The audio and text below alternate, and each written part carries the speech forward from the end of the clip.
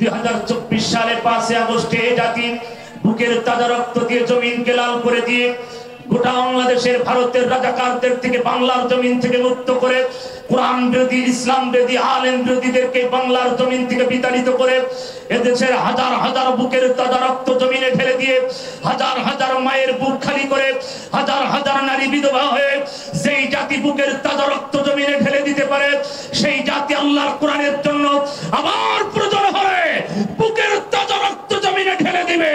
বাতিলের কাছে কোনো মাথা নত হবে না। জোরে বলেন কথা ঠিক না? আমরা আল্লাহ পাকের দরবারে প্রশংসা আদায় করছি, যেই মহান মনিব আমাদেরকে ভালোবেসে মহব্বত করে এমন একটি জাহিলিয়া যুগ আমাদেরকে উপহার দিয়েছেন। যেই জাহিলিয়া যুগের ইতিহাস আমরা পড়েছিলাম, 1500 বছর আগে একটি যুগ ছিল, সেই যুগের নাম ছিল আইয়ামে জাহিলিয়া। কথা কি বুঝতে পারছেন আপনারা সবাই? আমার দিকে একটু লক্ষ্য রাখুন। 1500 বছর আগের একটা ইতিহাস ছিল, একটি যুগ ছিল রাসূলের জামানায়, যেই ফোনে ধরা সমাজ, যেখানে মানুষের কোনো গণতন্ত্র অধিকার ছিল না। খুন খারাপি, লুটপাট, সন্ত্রাস, চাঁদাবাজ, দুর্নীতিবাজ, ইয়াবা, গাঁজা, মদ, ফেনসিডিল, নারী, এমন একটি যুগের নাম ছিল আইয়ামে জাহিলিয়া। মূর্খতার যুগ, বর্বরতার যুগ, অন্ধকারের যুগ। 1500 বছর আগের যুগটা ছিল আইয়ামে জাহিলিয়া, আর আমরা 1500 বছর পরে একটি যুগ পেয়েছিলাম, সেই যুগের নাম হচ্ছে আওয়ামী জাহিলিয়া। কথা কি ঠিক না বেঠিক? ওটা ছিল আইয়াম, এটা ছিল আওয়াম। খালি মুখ গোল করে ছেড়ে দিলেই হবে। কথা কি বুঝতে পারছেন? শব্দ এক, আওয়াম আর আইয়াম। কথা কি বুঝতে পারছেন? আইয়ামে জাহিলিয়াদের ধারা ছিল 14টি, আর আওয়ামী জাহিলিয়াদের ধারা ছিল 15টি। আল্লাহর জমিনে আল্লাহর কোরআনের জন্য যদি আমাদেরকে মরতে হয়, আমরা মরার জন্য প্রস্তুতি। কারণ এই জাতি আর বাতিলের কাছে মাথা নত করে নাই। 2024 সালে 5 আগস্টে এই জাতি বুকের তাজা রক্ত দিয়ে জমিনকে লাল করে দিয়ে গোটা বাংলাদেশের ভারতের রাজাকারদের থেকে বাংলার জমিন থেকে মুক্ত করে কোরআন বিরোধী ইসলাম বিরোধী আলেম বিরোধীদেরকে বাংলার জমিন থেকে বিতাড়িত করে এদেশের হাজার হাজার বুকের তাজা রক্ত জমিনে ঢেলে দিয়ে হাজার হাজার মায়ের বুক খালি করে হাজার হাজার নারী বিধবা হয়ে সেই জাতি বুকের তাজা রক্ত জমিনে ঢেলে দিতে পারে, সেই জাতি আল্লাহর কোরআনের জন্য আবার প্রয়োজন হলে বুকের তাজা রক্ত জমিনে ঢেলে দিবে। বাতিলের কাছে কোনো মাথা নত হবে না। জোরে বলেন কথা ঠিক না? কারণ এই জাতি আর ভয় করে সামনে নাই। শোনেন নাই, স্বরাষ্ট্রমন্ত্রীকে যখন মোবাইলে দেখা হচ্ছে যে একজন মারা হচ্ছে 5 জন এগিয়ে আসছে, তার মানে এটা ইমানই সত্যি। কথা বলে ঠিক কিনা আমার ভাইরা? ইসলাম শান্তির ধর্ম, কোরআন শান্তির ধর্ম। সেই কোরআন পৃথিবীতে আল্লাহ দিয়েছেন, তাহলে কোরআন কমপ্লিট পুরো মানুষের লাইফের জন্য আল্লাহ পাক কমপ্লিট করে কোরআন দিয়েছিলেন। কিন্তু এই কোরআনের কথা শুনতে গেলে 15.5 বছরে আমাদেরকে অনুমতির সিস্টেম চালু করেছিল এই ভারতের রাজাকারেরা। কথা বলে ঠিক না আমার ভাইয়েরা? কষ্ট হবে, কারণ 15.5 বছর কোরআনের কথা ঠিক মতন বলতে পারি নাই। বুকের ভিতরে যন্ত্রণা। আমি কোরআনের মাহফিলে অনুমতি আনতে যে আমার থানা থেকে শুরু করে আপনাদের এই চুয়াডাঙ্গার যিনি কৃতি সন্তান না কুই সন্তান ছিল, তাদের কাছ থেকে ডিসি এসপির কাছ থেকে অনুমতি পাই নাই। আল্লাহর জমিনে যারা কোরআনের মাহফিল বন্ধ করে দিয়েছে, যারা দিয়েছিল, ওরা আল্লাহর গজবে দিল্লির মাল দিল্লি চলে গেছে। কথা বলে ঠিক না? এই জন্য কোরআনের সাথে বেয়াদবি করলে আল্লাহ ছাড় দেয় না। গোটা পৃথিবীর মানুষ ইতিহাস। কথা বলে ঠিক না আমার ভাইয়েরা? আমি মুসলমান, আপনি মুসলমান, এখানে সব দলের লোক আছে, আছে কিনা? এখানে আওয়ামী লীগ, বিএনপি, জামাত, জাতীয় পার্টি, জাসদ, বাসদ, চরমনা, ফুরফুরা, 8 খুশি, 4 দল, 14 দল, 20 দল, সব দলের লোক এখানে আছে, আছে কিনা? কম বেশি সব দলের লোক আছে। আমরা এখন কোন দল না, আমরা এখন কার দল? জোরে জবান ছেড়ে বলেন, আমরা এখন কার দল? আল্লাহর পয়গম্বর মুসা আলাইহিস সালাম, ফিরাউনের ভিতরে দ্বন্দ্ব শুরু হলো। ফিরাউন খোদা দাবি করলেন, মুসা আলাইহিস সালাম মানলেন না। ফিরাউন চিন্তা করলেন, আমি এই মিশরের খোদা হব আর আমি আজীবন ক্ষমতায় থাকবো। কিভাবে ক্ষমতায় থাকা যায় এটা ব্যবস্থা করা লাগবে। ফিরাউন তার দলবল, তার বুদ্ধিজীবীদেরকে ডেকে বলেন, আমি আজীবন ক্ষমতায় থাকবো, আর আমি খোদা হব। এই জনগণ আমাকে খোদা মানবে কি করলে সেটা তাড়াতাড়ি তোমরা বুদ্ধি দিয়ে দাও। যারা বুদ্ধি বিক্রি করে খায় তারা বুদ্ধিজীবী, কথা বলেন ঠিক কিনা? আমার দেশের যারা বুদ্ধিজীবী বেশি ছিল সব নাস্তিক, কথা বলেন। আমার ভাইয়েরা, তারা হালাল কোনোদিন খুঁজে পায় নাই, সত্য তাদের চোখে বাজে নাই। ফিরআউন তার দলবলকে ডেকে বললেন, দ্রুত আমাকে পরামর্শ দাও, আমি এই মিশরের খোদা হব আর মিশরের আমি রাজত্ব করব। আমি কিভাবে রাজত্ব করব তাড়াতাড়ি পরামর্শ দিয়ে দাও। ফিরআউনকে বলা হলো, যদি আপনি 3টা কাজ করতে পারেন। ওই দেশের বুদ্ধিজীবীরা বললেন, 3টা কাজ যদি আপনি করতে পারেন তাহলে আপনি খোদা হবেন আর আপনি ক্ষমতায় থাকবেন, কেউ আপনাকে সরাতে পারবে না। ফিরআউন বললেন, কি? তাহলে সেই 3টা প্রশ্ন তাড়াতাড়ি বলো। সঙ্গে সঙ্গে ফিরআউনকে বলা হলো, নাম্বার 1, আপনি যদি এই মিশরে যদি শিক্ষা ব্যবস্থাকে প্রাইমারি সেক্টর থেকে শুরু করে ভার্সিটি সব শিক্ষা ব্যবস্থাকে যদি আপনি ধ্বংস করে দিতে পারেন তাহলে জাতি মূর্খ হয়ে যাবে, জ্ঞান শূন্য হয়ে যাবে, আপনাকে খোদা মানতে আর দেরি হবে না।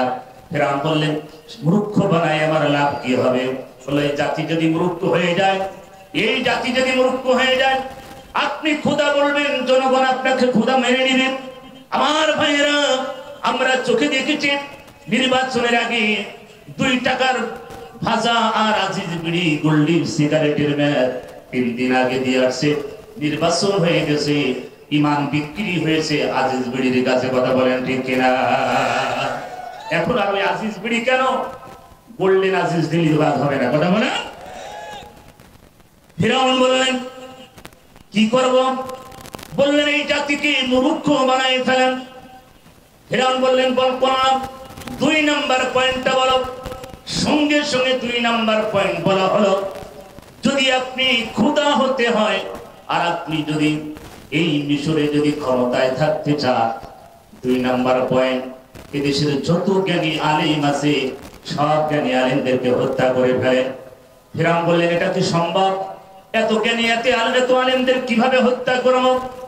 তার বুদ্ধিজীবীরা বললেন, তাই যদি না করতে পারেন আপনি ক্ষমতায় থাকতে পারবেন না। কারণ হচ্ছে এই জ্ঞান, যারা জ্ঞান ছড়াবে, যারা এই জ্ঞানী, যারা আলেম, এরা তো জ্ঞান ছড়াবে, এরা সত্য কথা বলবে।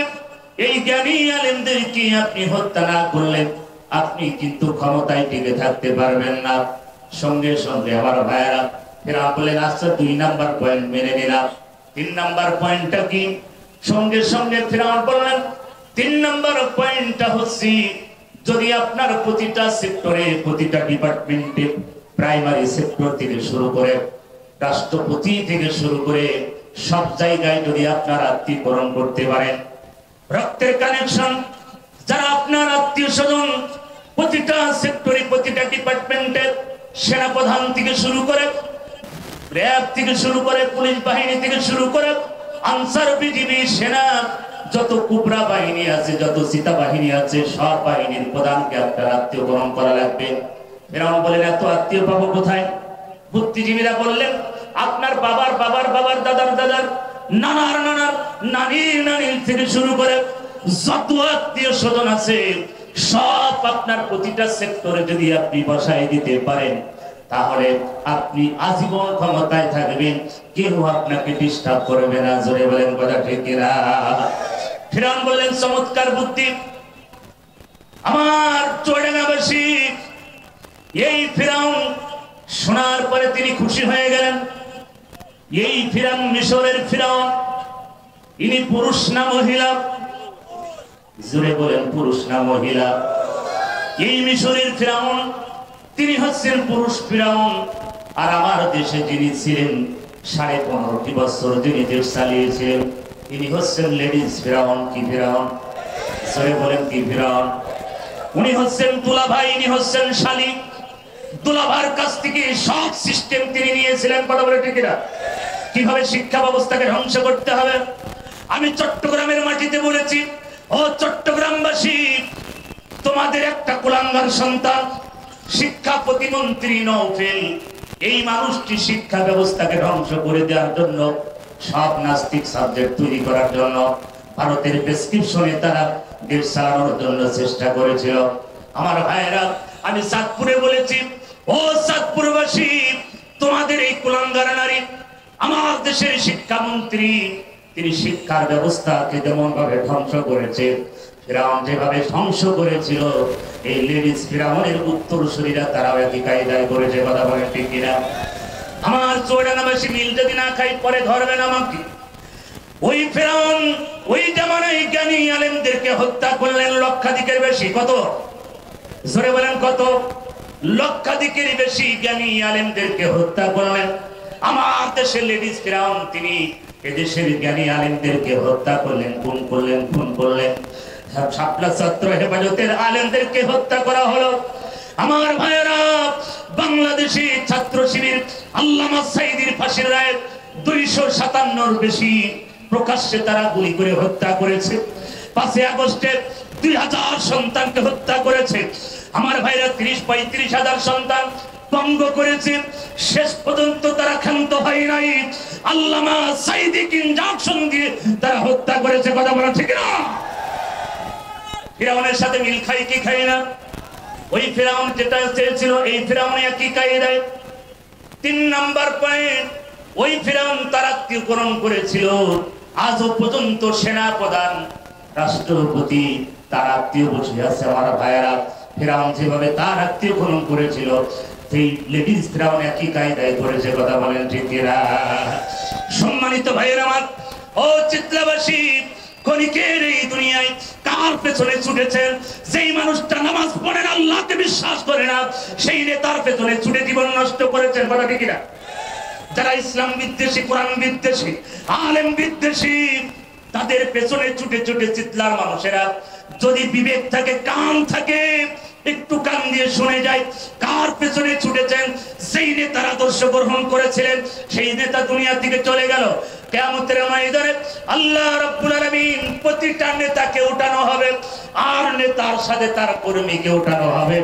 নেতা যদি জাহান্নামে যায়, কর্মীও জাহান্নামে যাবে। কথা বলেন ঠিক কিনা? রাসূল বলেন, আল মারউ মা মান আহাব্বাহু মুতাফাক্কুন আলাইহি। যৌথ হাদিস, মুসলিম বুখারী শরীফের হাদিস।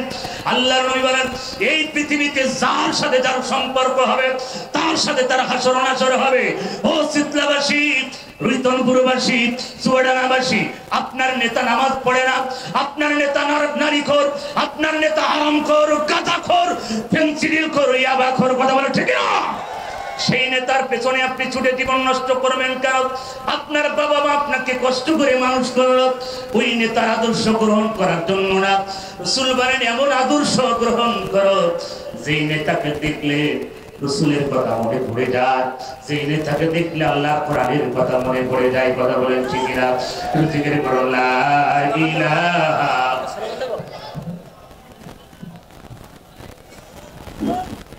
নারায়ে তাকবীর, নারায়ে তাকবীর, নারায়ে তাকবীর। রাসূল ভাইয়ের আগমন, শুভেচ্ছা, স্বাগতম চিত্রহুদার পক্ষ থেকে। নারায়ে তাকবীর। আলহামদুলিল্লাহ। আমার ভাইরা, টেনশন আছে? টেনশন আছে? আমার সম্মানিত ভাইয়ের আমার, আমরা আমাদের আকাঙ্ক্ষিত মেহমান, আমাদের কুষ্টিয়া, এই কুষ্টিয়া হচ্ছে চুয়াডাঙ্গা সদর আলমডাঙ্গা উপজেলার কিছু সন্তান, বিশিষ্ট ছাত্র নেতা এবং জনতার ভালোবাসার আকাঙ্ক্ষা, আগামীর যিনি কান্ডারি হতে যাচ্ছেন আমাদের এই সদরে, আমার বড় ভাই অ্যাডভোকেট মাসুদ পারভেজ রাসেল ভাই, তিনি আমাদের মাঝে এসেছেন। আপনারা খুশি না বেটা? আমার ভাইয়েরা, যে কথা বলতেছিলাম, নেতার আদর্শ গ্রহণ করতে হবে। আমার ভাইয়েরা, রাসূল বলেছেন, লাকাদ, আল্লাহ পাক বলেছেন, লাকাদ কানা লাকুম ফি রাসূলিল্লাহি উসওয়াতুন হাসানা। তোমাদের যে চিন্তাধারা, উত্তম আদর্শ যদি গ্রহণ করতে হয়, উত্তম চরিত্র যদি গ্রহণ করতে হয়, রাসূলের ভিতরে বুঝতে হবে। কথা বলে ঠিক কি? রাসূলের আদর্শ গ্রহণ নাই। আমার দেশে বিশ্ববিদ্যালয়ে যেখানে মানুষ হায়ার এডুকেশন, যেখানে শিক্ষার সবচেয়ে উচ্চ স্থান, জাহাঙ্গীরনগর বিশ্ববিদ্যালয় সেখানে সেঞ্চুরি হয়েছিল, কথা বলে ঠিক। এখন এই কোন দলের সেঞ্চুরি করেছে আমরা তো সবাই কম বেশি জানি, কথা বলে। এখন তারা হয় সোনার ছেলে। আমি একটা কথা আমি আপনাদেরকে বলি, এদেশের কোন আলেম জঙ্গি সন্ত্রাস না। 15.5 বছর নাটকের মঞ্চ তৈরি করেছিল, অভিনেত্রী ছিল ভারতের এই রাজাকার লেডিস ফেরাউন। এই বাংলাদেশের সোনার সন্তানগুলোকে রাতে অন্ধকারে ধরে নিয়ে ক্রস ফায়ারের নামে নাটক তারা তৈরি করেছিল, কথা বলে ঠিক না। আমার মেহেরপুরের কিছু সন্তান, আমার তারেক ভাইকে রাত 10টার পরে তারা পুরো প্রশাসন গ্রেপ্তার করে তাকে নাটকের মঞ্চে নিয়ে তাকে ক্রস ফায়ারের নামে চালিয়েছিল। যারা আজ তারা মেহেরপুরে বাস করতে পারছে না। আল্লাহর জমিনে হক প্রতিষ্ঠা শুরু হয়েছে, বাতিল দিল্লির মাপ দিল্লি চলে গেছে, কথা বলে ঠিক না। এই জন্য হক সবসময় মনে রাখতে হবে, ওপরে যিনি আছেন master of the day of judgement, যিনি বিচার দিনের মালিক, সেই মালিককে ভয় করতে হবে। জোরে বলেন কথা ঠিক কিনা? ওরা তো আল্লাহকে ভয় করতো না। ওই দলের ভিতরে 2 জন ওলি ছিল। কয়জন? জোরে বলেন। ওই দলের ভিতরে 2 জন ওলি ছিল। একজন হচ্ছে সালমান রহমান আর একজন শামীম ওসমান, যিনি 70 থেকে 80 রাকাত তাহাজ্জুদের নামাজ পড়েন। পৃথিবীর কোনো কিতাবে নাই, কথা বলে ঠিক কিনা? এই সালমান রহমান আর আইন মন্ত্রী, এই 2 জন ওরা চিন্তা করলো বুড়োকালে এখন ধরা খাবো, এই ধরা খাওয়ার আর দরকার নাই, আমরা দ্রুত আমরা পালাই। ওদের শেষ ভরসা ছিল নৌকা। কি ছিল? জোরে বলেন কি ছিল? ওদের শেষ ভরসা ছিল নৌকা। ওরা চিন্তা করলো নৌকায় ভাড়া করে ওরা 2 জন পালানোর জন্য চেষ্টা করলো। নৌকায় চড়ে ফুলসিরাত পাড়ি দিতে যায়, ধরা খাই গেল। ওদের জান্নাত ছিল কোথায়? কোথায়? ইন্ডিয়া। ওদের জান্নাত কোথায় ছিল? ইন্ডিয়ায়। ওরা ওই নৌকার ভিতরে উঠে ফুলসিরাত পাড়ি দিয়ে জান্নাতে যেতে যায়, ধরা খাই গেল। প্রশাসন গ্রেফতার করলেন, বললেন কোথায় যাচ্ছেন? বলছে আমরা জান্নাতে যাচ্ছি। বলছে জান্নাতে যাওয়া যাবে না, করবো সরাসরি জাহান্নামে চল। আইন মন্ত্রীকে চিনে ফেললেন, প্রশাসন গ্রেফতার করলেন। আইন মন্ত্রী বলছে ভাই আসলাম 2 জন। কয়জন? আসলাম 2 জন, যাবো একা, এটা কিভাবে সম্ভব? এখন প্রশাসন বলছে কেন ভাই? বলছে ওই যে নৌকার ভিতরে দরবেশ বসে আছে। কি বসে আছে? নৌকার ভিতরে দরবেশ বসে আছে। প্রশাসন বলছে না, ওটা দরবেশ হতে পারে না, দরবেশের সাদা চুল, সাদা দাড়ি, সাদা পাঞ্জাবি, ওটা তো হতে পারে না। বলছে ভাইরা ঠেলাই পড়ি চুল কালি করেছে আর দাড়িটা হচ্ছে কুদাই দিয়ে চাইছে। আরাম ঘরের দল, নারী ঘরের দল, সন্ত্রাসের দল, জঙ্গির দল, মাদক ঘরের দল, 10টার 12টা বাজিয়েছিল, কথা বলে ঠিক না। এদেশের হাজার হাজার কোটি কোটি টাকা লুটপাট করেছে। 300 এমপি পালাতে বাধ্য হয়েছে, তার মানে কত বড় গজব তাদের উপরে নাজিল হয়েছে। এই জন্য সত্যকে মেনে নেন। বাংলাদেশ জামায়াত ইসলামের একজন নেতা কর্মী পাকিস্তানে পালাই নাই। আমাদেরকে পাকিস্তানে রাজাকার বলা হয়, আমরা পাকিস্তানে পালাই নাই। গলায় রশি নিয়ে ফাঁসির মঞ্চে ঝুলেছে, বাতিলের কাছে মাথা নত করে নাই, কথা বলে ঠিক না। শিক্ষা নেন, শিক্ষা নেন, ঈমান আনেন, আল্লাহর প্রতি, কোরআনের প্রতি বিশ্বাস, কথা বলে ঠিক না। আল্লাহ রাব্বুল আলামিন বলেন, আল্লাহ পাক পবিত্র কোরআনুল কারীমের ভিতরে মাদানী সূরার ভিতরে এই আয়াতটি নাযিল করলেন। আল্লাহ পাক বলেন আল্লাযীনা আমানু ওয়া নবী, যারা ঈমান আনে, এই পৃথিবীতে যারা ঈমান আনবে। ঈমান কেমন হবে? সাহাবাত মাই ঈমান এনেছিল আর আমরা ঈমান পেয়েছিলাম। জোরে বলেন কথা ঠিক কি? আমরা বাপদাদা মুসলমান, সেই হিসাবে আমরা মুসলমান, কথা ঠিক না। আর সাহাবাত মাই তারা ঈমান এনেছিল আল্লাহর প্রতি। সেই সময় মক্কা মদিনায় কি অবস্থা ছিল? আমি উহুদের ময়দানে 70 জন সাহাবার কবরের পাশে দাঁড়িয়ে চোখের পানি ফেলে কেঁদেছিলাম। তারা বাড়ি ছেড়েছে, ঘর ছেড়েছে, জমিন সব কিছু ছেড়ে দিয়ে আল্লাহর জমিনে ইকামতের দ্বীনের জন্য তারা বুকের তাজা রক্ত জমিনে ফেলে দিয়েছিল, কথা বলেছে। বদরের প্রান্তে সাহাবারা জীবন দিয়েছে। সম্মানিত ভাইয়ের আমার, এই জন্য আমি আপনাদেরকে বলে যাই, আল্লাহ রাব্বুল আলামিনের প্রতি যারা ঈমান আনবে, আল্লাহ পাক বলেন ও নবী, যারা ঈমান আনবে, ওয়া হাজারু, যারা হিজরত করবে, ওয়া জাহাদু, যারা জিহাদ করবে, ফি সাবিলিল্লাহ, আল্লাহর পথে, বিআমওয়ালিহিম ওয়া আনফুসিহিম, আল্লাহর পথে যারা মাল আর জান দেবে, আল্লাহ পাক বলেন আযমু দারাজাতান ইনদাল্লাহ, ওরা হবে আল্লাহর কাছে মর্যাদাবান, সম্মানিত। জোরে বলেন সুবহানাল্লাহ, জিকির করুন লা ইলাহা।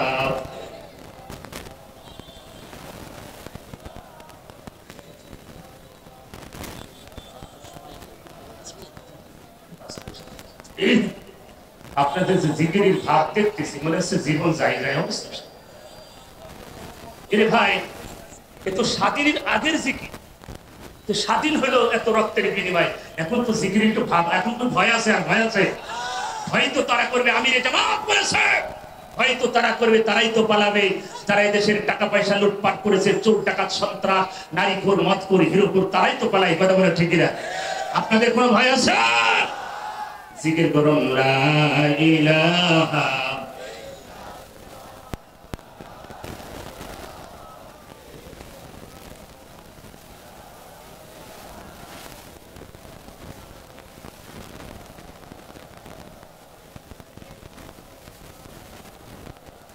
লা ইলাহা ইল্লাল্লাহ মুহাম্মাদুর রাসূলুল্লাহ সাল্লাল্লাহু আলাইহি ওয়াসাল্লাম। ভাইরা কষ্ট চাপাতে, ভাইরা এসেছেন, ভাইকে বসে রেখে ভাইও চলে যাবে, কয়েক মিনিটের ভিতরে আমি শেষ করবো। কষ্ট হবে আপনাদের?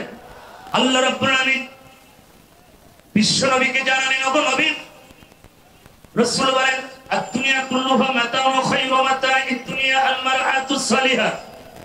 গোটা পৃথিবীর যত সম্পদ, সব সম্পদের চেয়েও আমার আল্লাহর কাছে মর্যাদাবান, সম্মানিত দুনিয়ার একজন নেককার নারী, পরেজগার নারী। ও আমার শীতলার মায়েরা, ও আমার মিথুনপুরের মায়েরা, সোয়াডাঙ্গার মায়েরা, বোনেরা, কান্দিস। আল্লাহ নবী বলেন দুনিয়ায় যত সম্পদ আল্লাহ পাক দিয়েছেন, সব সম্পদের যত মর্যাদা সম্মান আমার আল্লাহর কাছে, তার চেয়ে বেশি মর্যাদা সম্মান হচ্ছে দুনিয়ার একজন নেককার পরেজগার নারী। জোরে বলেন আল্লাহু আকবার। আল্লাহ নবী বিশ্ব নবী মেরাজে গেলেন। মেরাজে যাওয়ার পরে জাহান্নামের ভিতরে এক শ্রেণীর নারীদেরকে দেখতে পেলেন। ওই জাহান্নামের ভিতরে এক শ্রেণীর নারীদেরকে ঠোঁটের সাথে বসি বাঁধিয়ে ঝুলে রেখেছে। নারীগুলো চিল্লায়। আল্লাহর নবী চোখের পানি ছেড়ে কান্দে, এ জিবরাইল, জাহান্নামের ভিতরে এত চিৎকারের আওয়াজ আমি তো সইতে পারি না। হে জিবরাইল, এই নারীগুলো কারা? জিবরাইল আমিন সঙ্গে সঙ্গে বললেন, ইয়া রাসূলুল্লাহ, ইয়া হাবিবাল্লাহ, দুনিয়ায় ওই সমস্ত নারীরা যারা দুনিয়ায় ঠোঁট পালিশ বসে বাইরের পুরুষকে আকর্ষণ করার জন্য ঘোরাফেরা করত, বিভিন্ন পাল্লা থেকে তারা ঠোঁটকে কালারিং করে পুরুষকে আকর্ষণ করত, এরকম নারী আমাদের সোয়াডাঙ্গা জেলায় নাই। আল্লাহ নবী চোখের পানি ফেলে কেঁদে ফেললেন, হে জিবরাইল, আমার উম্মতীদের এত কষ্ট দেয়া হবে রে জীবনে? জিবরাইল আমিন বলেন, ইয়া রাসূলুল্লাহ, ইয়া হাবিবাল্লাহ, আরেকটু সামনে অগ্রসর হন। আল্লাহর নবী একটু অগ্রসর হয়ে দেখলেন আর এক শ্রেণীর নারীদেরকে জাহান্নামের ভিতরে স্তনের সাথে জাহান্নামের বসি বাঁধিয়ে ঝুলে রেখেছে। নারীরা কাঁদতেছে, চিল্লাইতেছে। আল্লাহর নবী বললেন, জিবরাইল, এই নারীগুলো কারা রে জিবরাইল? জাহান্নামের ভিতরে স্তনের সাথে বসি বাঁধানো। জিবরাইল বলে, ইয়া রাসূলুল্লাহ, ইয়া হাবিবাল্লাহ, দুনিয়াতে ওই সমস্ত নারীরা যারা বুকে কাপড় ব্যবহার করে নাই, ওড়না ব্যবহার করে নাই, যারা পর্দা মেনটেন করে নাই, বুক উঁচু করে সমাজে চলেছে বাইরের পুরুষকে আকর্ষণ করার জন্য। আমার মায়েরা, ও চড়েনার মায়েরা, পায়ে হাত থেকে বলি মা খরিকের এই পৃথিবী দিলা আমার। আল্লাহ নবী দৃশ্যগুলো দিক চোখের পানি ছেড়ে কাঁদলেন। রাসূল দুনিয়ায় আসলেন, মিরাজের ঘটনা অনেক লম্বা। আসার পরে নারী সমাজকে ডেকে বলে, নারী সমাজেরা, আমি জাহান্নাম জান্নাত ভ্রমণ করে দেখেছি, নারীর সংখ্যা জাহান্নামের ভিতরে বেশি। নারীরা প্রশ্ন করলেন, ইয়া রাসূলুল্লাহ, ইয়া হাবিবাল্লাহ, ওই জাহান্নাম থেকে বাঁচার উপায় কি আপনাকে একটু বলে দিন? আল্লাহর নবী বললেন, জাহান্নাম থেকে বাঁচার উপায় কয়টা? 5 ওয়াক্ত নামাজ পড়বে, রমজান মাসে রোজা রাখবে, পর্দা মেনটেন করবে, স্বামীর জায়েজ কথাগুলো শুনবে। আর তোমরা, শেষে রাসূল বলেছেন, তোমরা বেশি বেশি আল্লাহর পথে দান করবে, কারণ দানের বিনিময়ে জান্নাতের পথ প্রসার হয়। জোরে বলুন সুবহানাল্লাহ।